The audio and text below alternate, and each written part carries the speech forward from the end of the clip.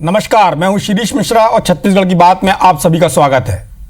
Corona virus के कारण 40 दिन तक लॉकडाउन में सब्र का दामन थामने वाले लोग शराब दुकानों में भीड़ को देखकर आप खुद ही उनको ठगा हुआ महसूस कर रहे होंगे। दरअसल कोरोना वायरस के चेन को तोड़ने के लिए देश में लागू लॉकडाउन में शर्तों के साथ छूट मिलने के बाद शराब की दुकानें क्या खुली, सरकार की गाइडलाइन और सोशल डिस्टेंस की धज्जियां उड़ती नजर आईं।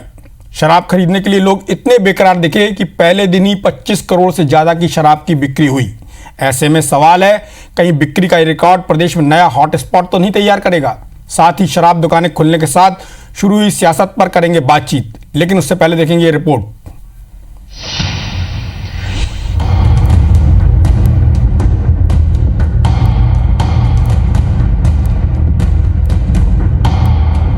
चार मई से 8 बजे से लेकर 7:30 बजे तक दुकान खोलेंगे।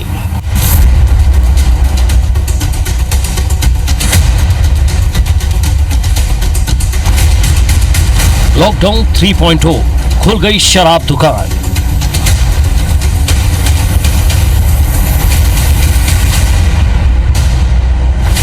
शराब दुकानों की बम्पर ओपनिंग।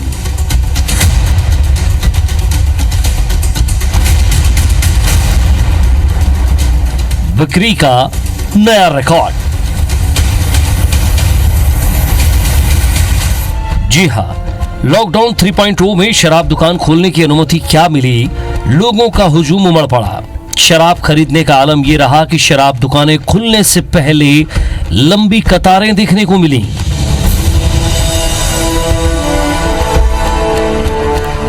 शहर अलग अलग, लेकिन तस्वीर कमोबेश एक जैसी। राजधानी रायपुर से लेकर बिलासपुर, जगदलपुर से लेकर रायगढ़, बड़े शहरों से लेकर छोटे इलाकों में जहां जहां शराब दुकानें खुली, वहां मदिरा प्रेमियों की भीड़ उमड़ पड़ी। शराब खरीदने पहुंचे लोगों में न तो कोरोना वायरस का डर दिखा और न ही वो उन तमाम गाइडलाइन का पालन करते नजर आए जिनके तहत शराब दुकानों को खोलने की इजाजत मिली थी। सोशल डिस्टेंसिंग का पालन नहीं,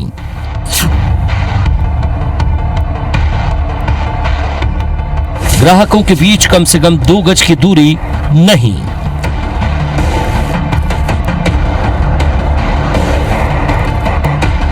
दुकान पर एक समय में 5 से अधिक लोग नहीं हो, नहीं,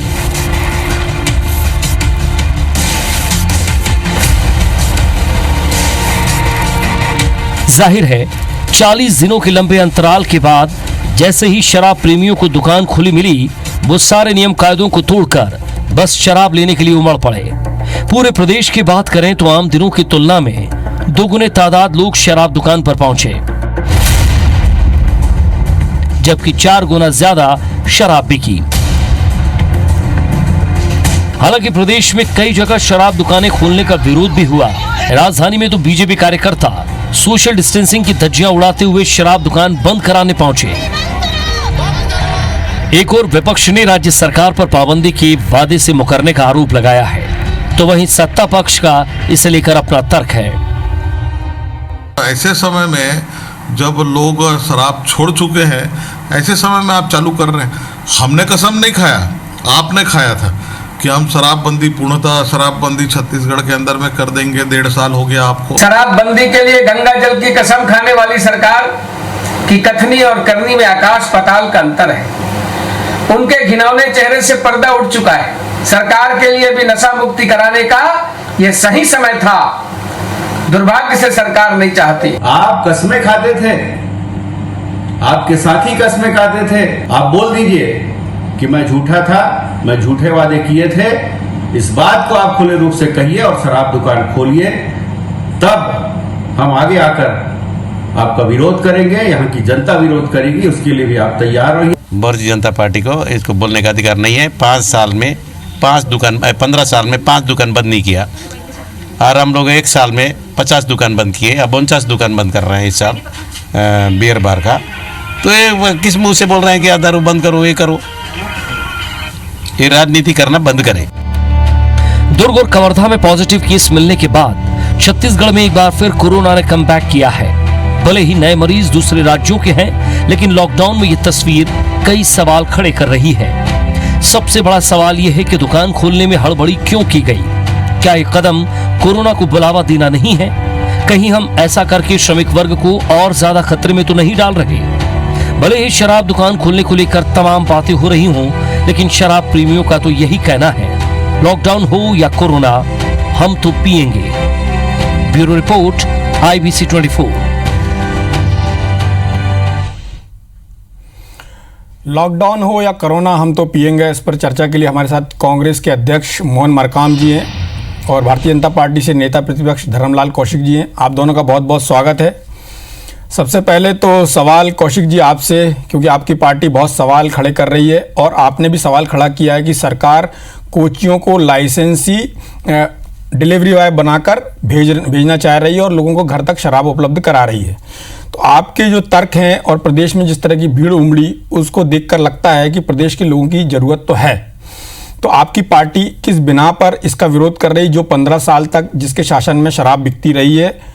माना कि कांग्रेस ने इसको अपने घोषणा पत्र में शामिल किया था, उन्होंने गंगा जल लिया था या नहीं लिया था, यह आप लोगों का आपस का वाद विवाद का सवाल है। लेकिन आपको ये बताना तो होगा कि आपकी पार्टी की 15 साल तक सरकार थी, तो आप लोगों ने क्यों शराबबंदी नहीं की, और अब जब शराब बिक रही है तो आप किस आधार पर इसका विरोध कर रहे हैं? आपका जो प्रश्न है कि सबसे पहली बात तो यह है कि भारतीय जनता पार्टी के शासन में डॉक्टर रमन सिंह जी ने जो कदम उठाए, यदि आप ये बोलेंगे कि डॉक्टर रमन सिंह जी शराब की बिक्री शुरू किए, तो आपका कहना गलत होगा, असत्य होगा। क्योंकि छत्तीसगढ़ राज्य का निर्माण नहीं हुआ था, विरासत में हमको मिली है, ये सच्चाई है। उस समय कांग्रेस की सरकार थी और कांग्रेस के सरकार के समय से ये चालू रही है।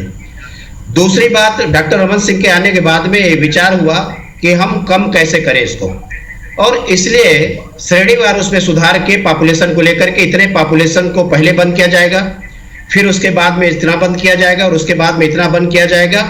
और देखे होंगे कि कितने दुकान बंद किए गए। बंद करने के बाद में एक जो और समस्या आ रही थी कि कोचिया, जो घर घर में पहुंचाने का काम, गांव को बिगाड़ने का काम, पूरा वातावरण को खराब करने का काम, इस कोचिया वाले सिस्टम को डॉक्टर रमन सिंह के समय में पूरा समाप्त कर दिया गया। लेकिन कांग्रेस यदि ये बात कहे कि डॉक्टर रमन सिंह ने क्यों बंद नहीं किया, इनका कहना भी बेतुकी बातें हैं। हमने ये नहीं कहा है कि आप दारू बंद कीजिए। हम इस प्रदेश के जनता ने कांग्रेस से नहीं कहा कि आप दारू बंद कीजिए, बल्कि सत्ता में आने के लिए लोगों का उन्होंने वोट लिया, उनका दोहन किया, मानसिक रूप से दोहन किया, और दोहन करने के बाद में वोट लेकर के सरकार बनाई, और सरकार बनाने के बाद में अपने जन घोषणा पत्र को क्रियान्वयन करना ये कांग्रेस की जवाबदारी है। अब ये बात आ गई है कि हम 5 साल के लिए किए हैं, लेकिन छत्तीसगढ़ में कभी भी यह सिस्टम नहीं रहा कि घर घर पहुंच सेवा शुरू हो। और जिस प्रकार से डिलीवरी बॉय के रूप में, डिलीवरी बॉय अब उसको नाम दिया गया है कि डिलीवरी बॉय जाकर के घर घर पहुंचाएंगे, लोगों को आमंत्रित करेंगे कि आइए छत्तीसगढ़ के सरकार में आपका स्वागत है, आपको कौन सा ब्रांड चाहिए वो ब्रांड में पहुंचाने के लिए आया हूं। जो पढ़े लिखे लड़के हैं उनको आप दारू बेचने में लगाएंगे, उनको प्रोत्साहित करने में लगाएंगे, मार्केटिंग करवाएंगे कि कितना दारू आप बेच सकते हैं तो आपको इतना कमीशन मिलेगा, और घर घर में जाकर के लोगों को यह जगाने का काम करेंगे कि छत्तीसगढ़ के लोग केवल दारू ही पीने वाले हैं। ये पूरे हिंदुस्तान में छत्तीसगढ़ की सरकार साबित करने वाली है, और इसलिए हमने कहा है कि ये जो डिलीवरी बॉय के जो सिस्टम है उसको समाप्त करना चाहिए। आप सोशल डिस्टेंसिंग के नाम पर ये बोल रहे हैं कि डिलीवरी बॉय हम रखेंगे, तो फिर आप दुकान क्यों खोल रहे हैं? दुकान के भीड़ आप लोगों ने देखा है, जिस प्रकार से लॉकडाउन का एक जो धारा 44 का धज्जियां उड़ाई गई है। आज सवेरे से वीडियो चल रहे हैं, कल के समाचार पत्र, अभी से मैं बोल रहा हूं कि रंगे हुए रहेंगे कि किस प्रकार से छत्तीसगढ़ में सोशल डिस्टेंसिंग को समाप्त किया गया है, और उसके साथ ही साथ में कि आप बाकी चीजों के लिए जो गाइडलाइन जारी हुआ, धर्मलाल जी, कितना पालन आपने किया? कल संडे का दिन, संडे के दिन में आपके ऑफिस खुल जाते हैं, केवल आदेश होता है तो शराब बेचने का आदेश हो रहा है। आखिर मैं ये पूछना चाहता हूं कि छत्तीसगढ़ की सरकार की क्या मजबूरी है कि लॉकडाउन का भी इंतजार नहीं कर सकते 17 तारीख का, और उसके बाद में दारू दुकान खोल करके सारे सिस्टम की धज्जियां उड़ाई जाए। आप देख रहे हैं कि रायपुर में कौशिक जी, क्या स्थिति है। कौशिक जी, आप जो बात कर रहे हैं ठीक है, सारी बातें समझ में आ रही हैं, लेकिन पड़ोस में भारतीय जनता पार्टी की सरकार है मध्य प्रदेश में, उसने तो छत्तीसगढ़ से पहले आदेश निकाल दिया। अब ये बोलें कि कांग्रेस के घोषणा पत्र में ऐसा था, तो जब रमन सिंह जी की सरकार थी उस दौरान आपने काय के लिए कमेटी बनाई थी शराबबंदी के लिए, उस कमेटी की आप अनुशंसाएं देख लीजिए। और जब यहाँ पे भारतीय जनता पार्टी की सरकार आई तब शराब से मिलने वाला राजस्व कितना था और आज की डेट में कितना पहुंच गया है, उसको भी तो देखना पड़ेगा ना। यदि आपने दुकानें बंद की उसके बावजूद भी प्रदेश में शराब की बिक्री क्यों बढ़ती रही? शराब की बिक्री अभी जो बढ़ रही है निश्चित रूप से छत्तीसगढ़ के लिए चिंता का विषय है। सरकार के राजस्व की आमदनी हो सकती है लेकिन छत्तीसगढ़ के हित में नहीं है। अभी किसानों को प्रधानमंत्री का जो फसल बीमा का जो राशि मिली है, मनरेगा में लोग जो जा रहे हैं, आखिर वो पैसा कहां जाएंगे आपको भी मालूम है। और इसलिए मैं इस बात को बोल रहा हूं कि हमने यदि बंद नहीं किया तो हमने तो घोषणा नहीं की थी, हमने समिति बनाई थी कि इसमें सुधार कैसे किया जाए, कोचिया सिस्टम को समाप्त किया, आबादी से लेकर के उसको कम करने का प्रयास किया, लेकिन आप तो उसको घर घर तक पहुंचाने का काम शुरू कर दिए और उसको लाइसेंस आप दे रहे हैं कि आप जाइए घर में जाकर के आप पहुंचाइए, और पहुंचाने के बाद में वो कितने घरों में जाएंगे। आपको ऐसा नहीं लगता कि आप कोरोना को आमंत्रित कर रहे हैं कि कोरोना को घर घर में पहुंचाने का काम आप करेंगे? आपको ऐसा नहीं लगता कि वर्तमान समय में रायपुर की क्या स्थिति है, प्रदेश की क्या स्थिति है, कि जो लोग आकर के रुके हुए बाहर से आप बोल रहे हैं तो बाहर के लोगों को भी कोरोना हुआ है, अंदर के लोगों को भी कोरोना हुआ है। क्या ये कोरोना वाले को देने नहीं जाएंगे और उसके बाद में कहां कहां जाएंगे, आप कितना हिसाब रखेंगे? निश्चित रूप से आने वाले समय के लिए ये जो सरकार की नीति है ये छत्तीसगढ़ के हितकारी नहीं होगी, अहित में होगी।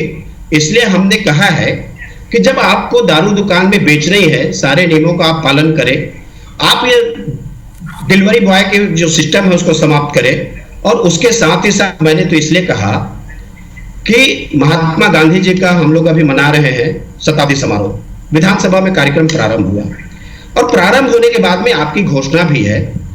लोगों ने अभी लॉकडाउन में पीना भी बंद कर दिया है। यदि आप उसको इस समय निर्णय लेंगे तो निश्चित रूप से आपकी घोषणा भी पूरी होगी। कौशिक जी आपकी बात पूरी आ गई है। मैं आपकी बात पर मोहन मरकाम जी का जवाब लेना चाहूंगा। मरकाम जी, कौशिक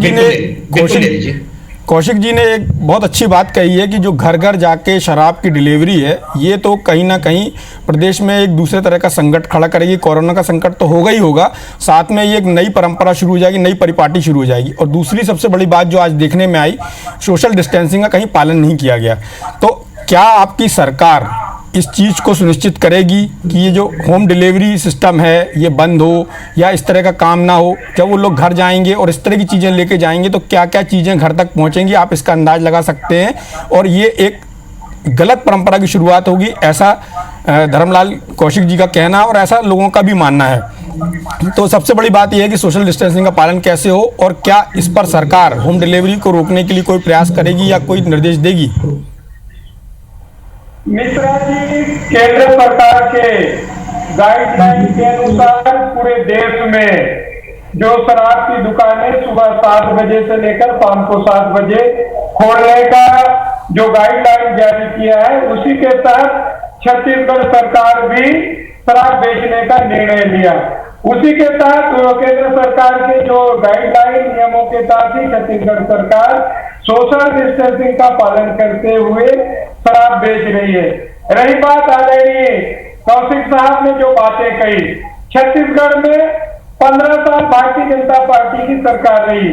15 सालों में 13 साल ठेका के माध्यम से, ठेकेदारों के माध्यम से किराने दुकान से लेकर उनके घर घर तक, हर गांव गली मोहल्ले में शराब पहुंचाया जाता था। यहाँ तक कि चखना दुकान भी भारतीय जनता पार्टी के कार्यकर्ताओं को दिया जाता है, जो 15 साल में 13 साल ठेका के माध्यम से किए और 2 साल जो सरकार ने शराब बेचने का निर्णय लिया, 2 साल में भी बेवरेज कारपोरेशन था, उसके अतिरिक्त अलग से कंपनी बना के सरकार अपने हाथों में शराब बेचने का निर्णय लिया। इससे साफ जाहिर होता है 900 चूहे खा के बिल्ली हज को चली। आज जो बड़ी बड़ी ज्ञान की बातें आदरणीय कौशिक साहब कहते हैं, जो 15 साल जो शराब के नशे में पूरे छत्तीसगढ़ को भिगोया, आज वे कांग्रेस पार्टी को नसीहत देते हैं। कांग्रेस पार्टी ने जो घोषणा पत्र के अनुरूप आज जो एक समिति बनाई है, जिसमें भारतीय जनता पार्टी के विधायकों को भी उसमें शामिल किया गया है। मैं आदरणीय कौशिक साहब से पूछना चाहता हूं, वे जो समिति में क्यों आके जो कोई सुझाव देना नहीं, मरकाम जी अन्य प्रदेशों में शराबबंदी है, उन प्रदेशों में वहां का मूल्यांकन करके वहां का अध्ययन करने के बाद मरकाम जी लेना चाहती है। नोटबंदी जीएसटी की तरह जो लाखों लोग और कई लोगों की मौत हो गई। मरकाम जी और कौशिक जी हमारे साथ बने हुए। मरकाम जी, आप अपनी बात कह रहे थे, जिस तरह से आप बोल रहे थे कि भारतीय जनता पार्टी ने ये किया वो किया, तो आप कम से कम जो मैंने प्रश्न किए हैं उनका जवाब दे दें कि सोशल डिस्टेंसिंग का पालन नहीं हो रहा है तो कैसे सरकार सुनिश्चित करेगी, पहली बात। दूसरी बात, जो होम डिलीवरी वाली बात है जिसको लेकर लोगों का ऑब्जेक्शन है, उस पर सरकार क्या करने जा रही है? देखिए मिश्रा जी, जो मदिरा प्रेमी है वो किसी ना किसी माध्यम से तो वो कहीं से भी जुगाड़ कर लेगा। इसीलिए जो मदिरा दुकानों में सोशल डिस्टेंसिंग का पालन कहीं कहीं जो मतलब भीड़ के कारण नहीं हो पा रहा है, इसीलिए सरकार ने जो निर्णय लिया है घर पहुंच सेवा का, वो स्वागत योग्य है। इससे जो कोरोना जैसे महामारी है जो भीड़ भाड़ में फैलने की ज्यादा संभावना बनेगी, इसीलिए सरकार का निर्णय, अगर जो पीने वाला है वो तो पिएगा ही। आपने देखा होगा मध्य प्रदेश में रतलाम जिले में अवैध जहरीली शराब के कारण 8 लोगों की मौत हो रही है, और रायपुर में 3 लोगों की मौत हो जाती है अन्य एसिड पीने के कारण। कई लोगों की जो शराब प्रेमी है वो कहीं ना कहीं अगर शराब नहीं मिल पाएगा तो दूसरे साधनों का उपयोग करेंगे। इसलिए सरकार ने जो निर्णय लिया है आज बहुत सोच समझ के लिया है। जो शराब प्रेमी है, जो शराब पीते हैं, अगर कहीं से दूसरे जगह से ना पी के उनको जो कंपनियों के माध्यम से जिस दुकानों में सप्लाई होता है वहां से मिले, सरकार ने निर्णय लिया है। और जो अगर शराब की दुकानें बंद रहेगी तो दूसरे प्रदेशों से, मरकाम जी, प्रदेश में चालू है, उड़ीसा में चालू है, मरकाम जी, महाराष्ट्र में चालू है, तो दूसरे प्रदेशों से अवैध शराब इस प्रदेश में आ रहा है। इसी कारण इससे सरकार का राजस्व का भी नुकसान हो रहा है। इसलिए सरकार ने निर्णय लिया है। और जो आदरणीय धर्मलाल मरकाम जी आपकी बात मान ली कि सरकार का जो कदम है उसको आपने स्वागत कर दिया और सरकार ने बहुत अच्छी व्यवस्था की है, लेकिन ये बताइए जो ये सोशल डिस्टेंसिंग का पालन नहीं हो रहा उसके चलते यदि कोरोना फैलेगा तो उसके लिए जिम्मेदार कौन होगा और उसको कैसे सुनिश्चित किया जाएगा? एक छोटा सा सवाल है, इसका सीधा सा उत्तर चाहूंगा। सीधा मिश्रा जी, इसीलिए तो सरकार ने निर्णय लिया है होम डिलीवरी। हमारे जो रहेंगे होम डिलीवरी जो वर्कर रहेंगे वो घर में जो भी करेगा ऑनलाइन के माध्यम से उसके घर में पहुंच सेवा होगा। इसलिए सोशल डिस्टेंसिंग का भी उल्लंघन नहीं होगा। इसलिए सरकार ने ये निर्णय लिया है ताकि जो भी मदिरा प्रेमी है उनके घर पहुंच सेवा हो जाएगी। इससे दुकानों में जो भीड़ बढ़ रही है वो उससे मतलब मुक्ति मिलेगी। इसलिए सरकार का एक सवाल और आपसे कि इससे क्या कोरोना फैलने का खतरा नहीं है? देखिए, उसमें अगर कोई घर पहुंचता है उसमें सोशल डिस्टेंसिंग का उल्लंघन भी नहीं होगा और कोई जो जिस घर से जहां से ऑर्डर मिला है, लेकिन जो दुकानों में भीड़ हो रही है, लेकिन दुकानों में जो भीड़ हो रही है उसकी बात कर रहा हूँ। सरकार का जो निर्णय है बहुत सोच समझ के निर्णय लिया है। और जो आदरणीय कौशिक साहब ने जो आरोप लगा रहे थे उससे भी लोगों को राहत मिलेगी। और जहां पहुंच जो कौशिक जी आपका जवाब चाहूंगा क्योंकि समय बहुत कम है। कौशिक जी आपका जवाब चाहूंगा, समय बहुत कम है। मोहन मरकाम जी, मैं समझ रहा था कि कुछ सरकार को निर्देश देते, वो सरकार के तारीफ में लग गए हैं। पहले जो दारू लोगों को मिलती थी 1.5 बोतल और 2 बियर के बाटल, अभी कर दिए 2 बोतल पूरा देंगे और 4 बियर का बाटल देंगे। छत्तीसगढ़ के लोगों को दारू में क्यों लगा रहे हो आप? दारू खोर क्यों बना रहे हो आप? जितना मिलता था उससे आप कर दिए ज्यादा कि वो लोग भी जा करके बेचे। दूसरे, इस बात से मैं सहमत नहीं हूं कि वो घर में जाके देंगे तो सोशल डिस्टेंसिंग पालन होगा। इतने सारे दारू दुकान आपने प्रदेश में खोल दिए हैं जिसका पालन कर नहीं रहे हो, और उसके बाद उस दुकान को बंद करके ये बोलते कि हमने इसके माध्यम से किया है, तो एक बात समझ में आ जाती, आप तो स्वीकार करना चाहिए ना कि हम लोगों को प्रोत्साहन देने के लिए, मार्केटिंग करने के लिए, शुद्ध रूप से मार्केटिंग है। और दूसरी बात प्रश्न चिन्ह मैं ये लगा रहा हूं कि विधानसभा में जवाब भी आया है, इनके जो दुकान है उसमें अनियमितता पाई जाती है, विभाग के द्वारा पकड़ी जाती है। ये जब प्लेसमेंट के जब कर्मचारी जाएंगे और जाकर के घर में उनके देंगे कि कौन के इनके असली शराब ले जा रहे हैं, कौन नकली जा रहे हैं, 1 नंबर के ले जा रहे हैं, 2 नंबर के ले जा रहे हैं, जब दुकान में इनकी अनियमितता पाई जा रही है तो क्या इसमें अनियमितता नहीं होगी? कितने सरकार के खजाने में राशि जा रही है, कितने राशि दूसरे खजाने में जा रही है, ये कैसे तय करेंगे? इसलिए मोहन मरकाम जी, आप बहुत अच्छे अध्यक्ष हैं। छत्तीसगढ़ के भला के लिए, छत्तीसगढ़ के जनता के हित के लिए मैं आपसे कहना चाहूंगा कि इस पर विचार कीजिए और सरकार को आप निर्देशित करिए। आप अच्छे अध्यक्ष हैं, आपके बात को मानेंगे। आप ये लोग जबरदस्ती दोनों चर्चा में आए, करके- दोनों ने अच्छी बात कही। उम्मीद करता हूं कि आपकी दोनों की बात से सरकार कुछ सुनेगी, या जो लोग मदिरा प्रेमी हैं वो भी कुछ सीखेंगे कि सोशल डिस्टेंसिंग का पालन करना है ताकि प्रदेश में कोरोना ना फैले। चर्चा में भाग लेने के लिए आप दोनों का बहुत बहुत धन्यवाद। नमस्कार।